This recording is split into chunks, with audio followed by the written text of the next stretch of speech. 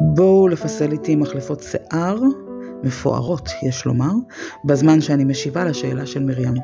אז מרים שאלה אותי, כשנשבר חלק דק, נגיד כמו זנב חתול, כשאני מתקנת זה נשבר שוב באותו מקום. יש לך רעיון איך הכי נכון לתקן? דבק חם או עיסת נייר? וזאת שאלה מעולה, והתשובה לה מעט מורכבת כהרגלי. אז קודם כל, חשוב להתייחס לשבר כשבר, וכמו שלשבר ביד לא תשימי גבס נקודתי רק על השבר עצמו, אלא תגבסי את היד לאורכה, כך גם עם שבר באחד מחלקי הפסל.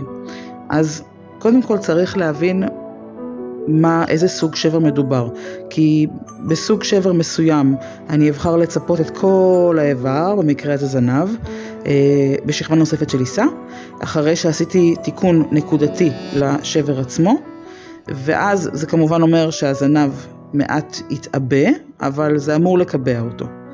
יש מצבים אחרים שבהם אני עדיף דווקא לשבור את הזנב לחלוטין ולחבר אותו מחדש בעזרת שיפוד ודבק חם, כלומר שני החצאים מתחברים עם שיפוד ביניהם, ואז לצפות את הזנב כולו, כלומר להפריד אותו לשניים ולחבר מחדש ולצפות לגמרי.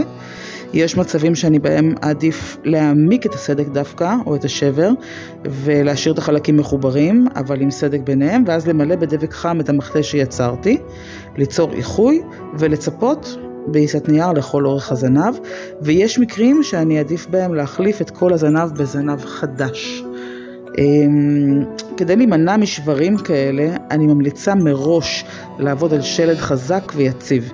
ברוב הזנבות שמגיעים אליי לתיקון, יצרו את הצורה של הזנב מנייר אלומיניום שגולגל, וזה משמעותית לא חזק ולא יציב.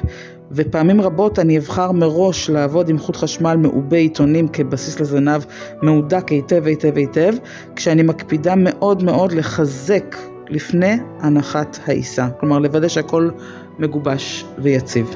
אז תודה על שאלה מצוינת, ואני אשמח לעוד שאלות בכל הקשור לפיסול בעיסת נייר. אתם מוזמנים להוסיף שאלות בתגובות או לשלוח לי במסנג'ר, אולי אחת מהן תשמש אותי בפוסט הבא. אז שיהיו בשורות טובות השבוע הזה, ונשתמע שוב ביום שני.